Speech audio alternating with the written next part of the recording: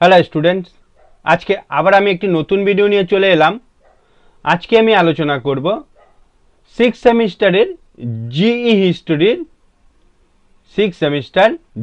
হিস্ট্রির সাঁওতাল বিদ্রোহ সম্পর্কে আজকে আলোচনা করব। তোমরা যারা আমার চ্যানেলে নতুন তারা চ্যানেলটিকে সাবস্ক্রাইব করে নেবে, তাহলে কিন্তু সবার আগে নোটিফিকেশন তোমাদের কাছে পৌঁছে যাবে।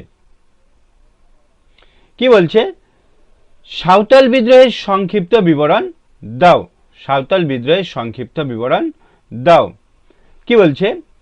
অষ্টাদশ শতক থেকেই কি হচ্ছিল, কোম্পানির প্রতিনিধিগণ জমিদার ও মহাজন শ্রেণীর শোষণ অত্যাচারের প্রতিবাদে কি হয়েছিল, ভারতবর্ষে বিভিন্ন স্থানে একাধিক উপজাতি বিদ্রোহ হয়েছিল, যার মধ্যে অন্যতম ছিল সাঁওতাল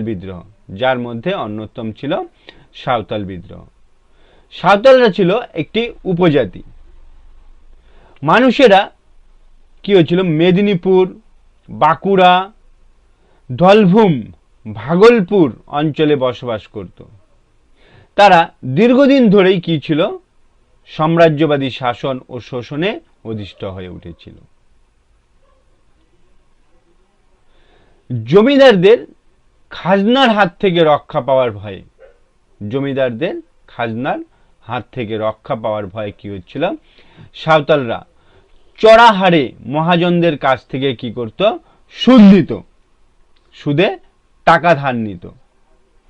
এই ঋণের দায়ে কি হতো, তাদের জমি, ফসল, গরু বাছুর, ঘর বাড়ি, এমনকি মা বোনদের ইজ্জত পর্যন্ত তখন হারাতে হতো। রেলপথ নির্মাণের কাজেও কি ছিল, সাঁওতালদের শ্রমিকদের নিয়ে খুব কম পারিশ্রমিকে বা বিনা পারিশ্রমিকে কাজ করিয়ে নেওয়া হতো।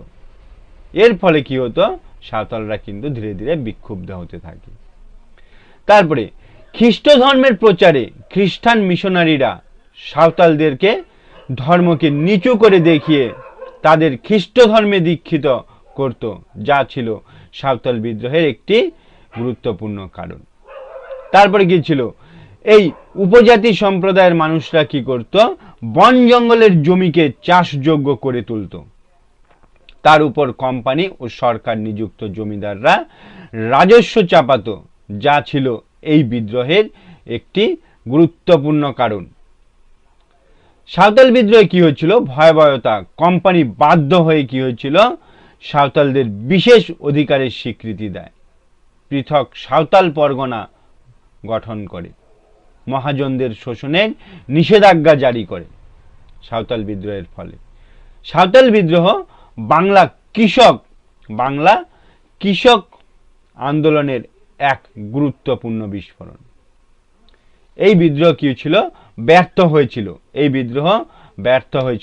কিন্তু ব্যর্থ হলেও জাতীয়তাবাদী আন্দোলনের পটভূমি তৈরিতে কি হচ্ছিল, এই বিদ্রোহ কিন্তু একটি গুরুত্বপূর্ণ ভূমিকা পালন করেছিল। আজকে এই পর্যন্তই।